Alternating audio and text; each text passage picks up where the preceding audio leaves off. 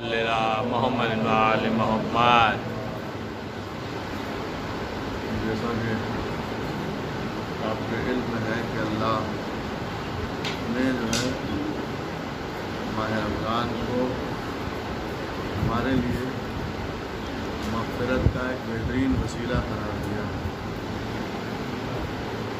اور جہاں اللہ اور اس کے رسول کے ذریعے ہم تک دین کی بہت ساری باتیں پہنچی، وہاں اللہ نے اسی دین مبین میں، دین حق میں یہ بھی بتایا ہے کہ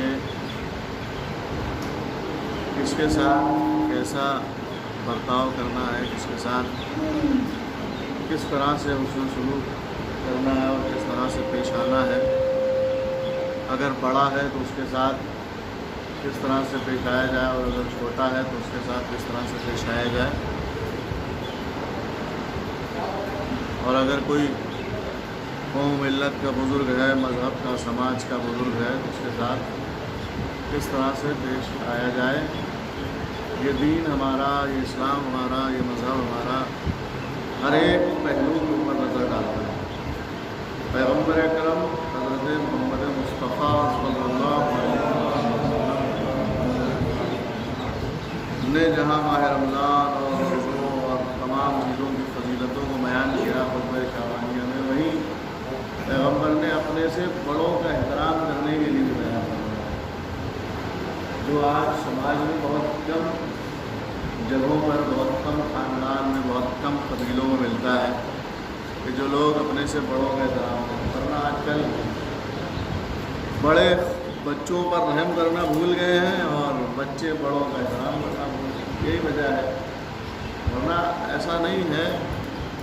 اگر بچوں کی صحیح تربیت کی جائے، بچوں کو صحیح طرح بتایا جائے یہ تمہارے بڑے ہیں، یہ تمہارے بزرگ ہیں، ان کا کس طرح سے احترام کرنا چاہیے، اور تم نہیں احترام کرو گے تو کون کرے گا؟ اللہ ان بزرگوں کا احترام کرتا ہے۔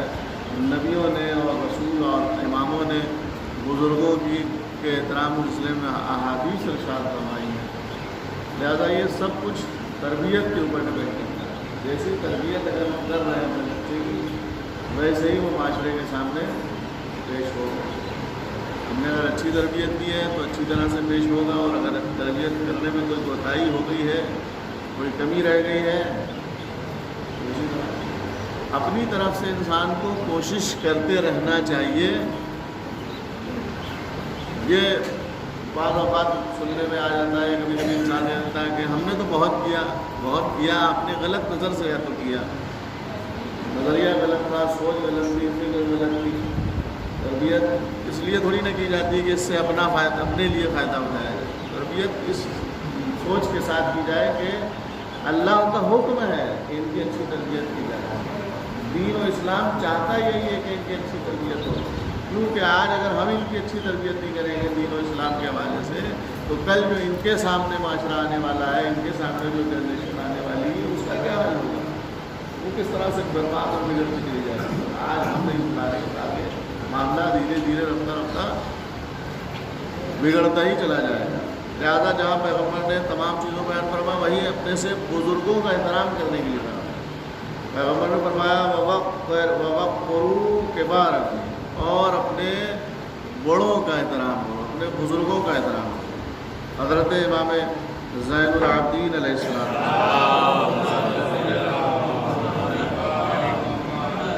مولا اقبال فرماتے ہیں کہ بزرگوں کی عزت و توقیر کے پیش نظر تم کو ہر وقت حاضر رہنا چاہیے۔ امام فرماتے ہیں بزرگوں کا حق ادا کرو، اور ان کا حق یہ ہے کہ اگر وہ سن و سال میں بڑے ہیں تو اسی لحاظ سے ان کی تعظیم و تکریم کرو۔ تم سے اگر کوئی بزرگ ہے سن و سال میں تو اس کا احترام کرو، اس کی بزرگی کا لحاظ کرو۔ اور اگر کیا نام ہے سبقت اسلام میں تم سے بزرگ ہیں اور صاحب فضیلت ہے، تو بھی تمہارا فرض ہے کہ تم ان کا احترام کرو، ان کی تکریم کرو۔ جھگڑے وغیرہ سے ان کے سامنے پاک رہو، ان سے آگے مت چلو، ان کے پہلے مت بیٹھو، جب وہ آئیں تو اپنی جگہ سے تعظیماً کھڑے ہو جاؤ۔ یہ ساری چیزیں مذہب اور اسلام وغیرہ، جہاں یہ ساری چیزیں وہیں معصوم نے اور بھی ارشاد فرمایا. ایک صلوات اور پڑھ لے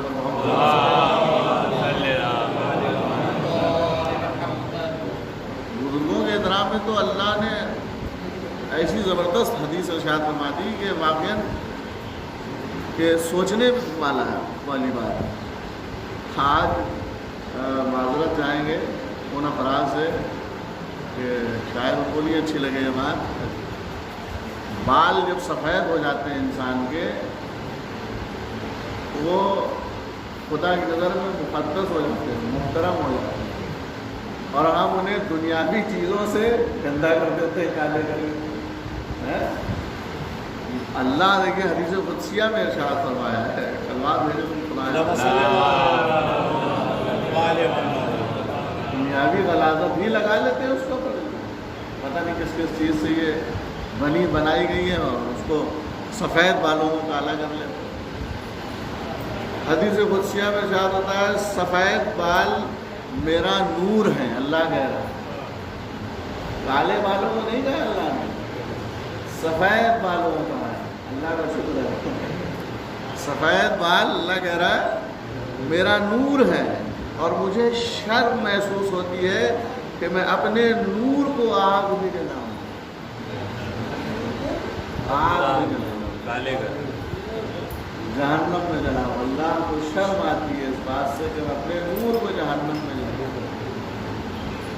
اور کہتے ہیں انسان دنیاوی چمک اور دنیاوی رمق کے چکر میں بھول جاتا ہے کہ ہم ایک مذہب والے، لا مذہبی نہیں ہیں، ہم مذہب کے پیروکار ہیں، دین کے پیروکار ہیں. ایک ایسا دین، ایک ایسا اسلام کہ جس کو رسول نے اپنے پیٹ پر پتھر باندھ کے پروان چڑھایا ہے، جس کو امام حسین نے گلا کٹوا کر کے بچایا ہے، جس کو بی بی زینب نے چادر دے کر بچایا ہے، جس کو آل رسول نے خون سے سینچا ہے، اس اسلام کے پیروکار ہیں.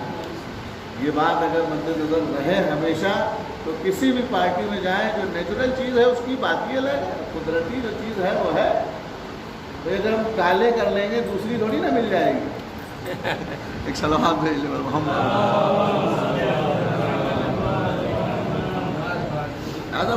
کا احترام ہمارے قوم کے نوجوان سنے خاص کر کے بالکل بھولے بیٹھے ہوئے. حدیث میں ارشاد ہوتا بوڑھے مسلمان کی تعظیم و تکریم کرنا ایسا ہی ہے جیسے تم نے خدا کی تعظیم اور اکرام کیا. کسی بزرگ کا احترام کرنا ایسا ہے کہ جیسے تم نے خدا کا احترام کیا، خدا کی تعظیم کی. یہ کیسے ہو گیا؟ معصوم کا فرمان ہے، اس کے پیچھے کچھ نہ کچھ مصلحت ہوتی ہے. خدا کا احترام کیا. اگر تم نے کسی بزرگ کا، بوڑھے کا احترام کیا گویا تم نے خدا کی تعظیم و تکریم کی. کیا مطلب ہے؟ خدا کائنات میں ہر شے پر خالق اور مالک ہے، بزرگ برتر، اس سے بزرگ برتر کوئی شے دنیا میں نہیں ہے. ہر شے سے بالا اور فاعلیٰ بزرگ ہے، لہٰذا اس کا احترام اس حوالے سے کیا جاتا ہے. اب بزرگ کا احترام گویا خدا کا احترام اسی لیے ہے کہ بزرگ تمہاری امت میں، تمہارے قوم و قبیلے میں، تمہارے گھر میں تم سے بزرگ ہے، لہذا تم پر ضروری ہے کہ تم اس کا احترام کرو، تم اس کی تکریم کرو، اس کی تعظیم کرو. ایک دوسرے مقام پر آپ نے ارشاد فرمایا کہ بوڑھا شخص اپنے اہل و عیال میں اسی طرح ہے جیسے ایک نبی اپنی امت میں ہوا کرتا ہے. بزرگوں کا احترام ان کو لائٹلی مت لیجیے گا، نوجوانوں ہلکے میں نہ لیجیے. آپ اگر ہلکے میں لیں گے کل آپ کو بھی بزرگ ہونا ہے انشاءاللہ. اللہ پورے عمر عطا کرے. ایک صلوات پڑھ دو.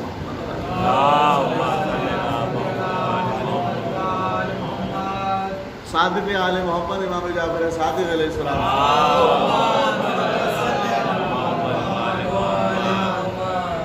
امام فرماتے ہیں جو شخص بوڑھوں کی عزت، بزرگوں کی عزت اور بچوں پر رحم نہیں کرتا وہ ہم میں سے نہیں ہے.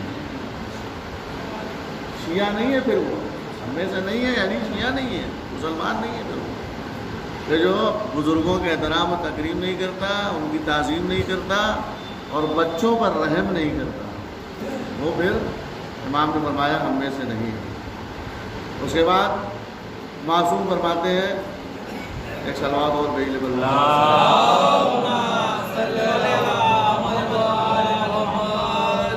ایک مرتبہ آپ بزرگوں کے بارے میں آپ سوچیں کہ اللہ کس قدر بزرگوں سے راضی ہے. ایک شخص جو ہے وہ رسول اللہ کی خدمت پہ حاضر ہو کہ اللہ یا رسول اللہ میں روزے نہیں رکھ سکتا, میں نماز و عبادات سے غافل ہوں اس لیے کہ بہت کمزور ہو گیا ہوں, ہڈیاں میری جو ہیں وہ بالکل لاغر اور ناتواں ہو گئی ہیں, اٹھنے بیٹھنے میں اور روزہ رکھنے بڑی پریشانی نہیں کر سکتا, کیا کروں؟ رسول اللہ نے اس کو دیکھا, کہا کہ اپنے جملوں کو پھر سے دوہراؤ, تکرار کرو اور پھر غور کرو یہ اطراف کی ساری چیزیں تم پر گریا کر رہی ہیں, اطراف کی ساری چیزیں تم پر گریا کر رہی ہیں. رسول اللہ نے اس سے ارشاد فرمایا. اور روایت میں ایک اور واقعہ ملتا ہے کہ ایک شخص پیغمبر کی خدمت میں آیا اور پیغمبر جو ہے اس کو بغور دیکھ رہے ہیں, اور دیکھنے کے بعد پیغمبر نے ارشاد فرمایا خدا بند عالم صبح و شام بوڑھے شخص کے چہرے پر نظر کرتا ہے, صبح و شام بوڑھے شخص کے چہرے پر نظر کرتا ہے اور فرماتا ہے کہ اے میرے بندے تیرا سن زیادہ ہو گیا ہے, تیری ہڈیاں کمزور اور تیرے بدن کی کھال نازک ہو گئی ہے, اب تیری موت قریب ہے اور وہ وقت آ گیا ہے کہ تو میری بارگاہ میں حاضر اور مجھ سے شرمائے. مجھے بھی شرم آتی ہے کہ میں تیرے سفید بالوں اور سفید داڑھی کے ساتھ تجھے آتش جہنم کروں. اللہ کو شرم ہے. روایت کے جملے پیغمبر جو ہیں ان جملوں کے بعد اللہ کے رونے لگے, گریا کرنے لگے, پیغمبر گریا کرنے لگے, پیغمبر رونے لگے. تو لوگوں نے پوچھا کہ یا رسول اللہ یہ رونے کا سبب کیا ہے, آپ کیوں رو رہے ہیں, کس بات پر رو رہے ہیں؟ پیغمبر نے فرمایا کیسے نہ روؤں, کیوں کر نہ روؤں, جبکہ خدا تو بندے کو عذاب کرتے ہوئے شرم محسوس کرتا ہے. جملہ پیغمبر کا سنیے, اور طلب ہے, کہہ رہے کیسے نہ روؤں جبکہ خدا بند متعال اپنے بندوں پر عذاب کرنے کے وقت شرم محسوس کرتا ہے, لیکن بندہ نافرمانی کرتے ہوئے شرم محسوس نہیں کرتا. خدا شرم کرتا ہے کہ میں اتنے بندے پر, سفید بالے والے بندے پر, کمزور بندے پر, ضعیف بندے پر, لاغر بندے پر عذاب کروں, لیکن یہ بندہ جو ہے وہ شرماتا نہیں ہے, گناہ پہ گناہ, گناہ پہ گناہ, لہٰذا گناہوں سے باز رہے سبھی لوگ, چاہے وہ کوئی بھی کسی بھی سمجھاؤ.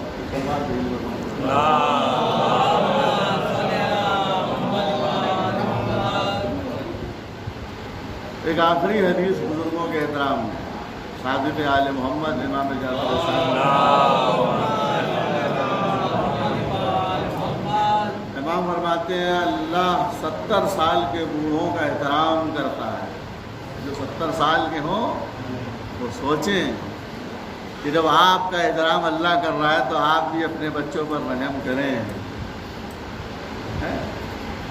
لہذا اللہ, امام فرما رہے ہیں کہ اللہ جو ہے رحم کرتا ہے, احترام کرتا ہے ان لوگوں کا جو 70 سال کے ہیں, اور 80 سال کے بوڑھوں سے حیا کرتا ہے, اور حکم دیتا ہے کہ ان کے حسنات لکھ دیے جائیں اور ان کے گناہوں کو مٹا دیا جائے.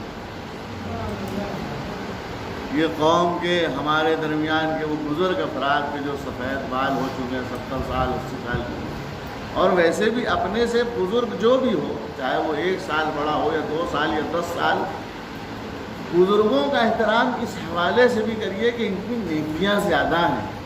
انہوں نے دنیا میں ہم سے پہلے کلمہ اسلام پڑھا ہے, انہوں نے ہم سے پہلے کلمہ رسالت پڑھا ہے, انہوں نے ہم سے پہلے کلمہ ولایت پڑھا ہے.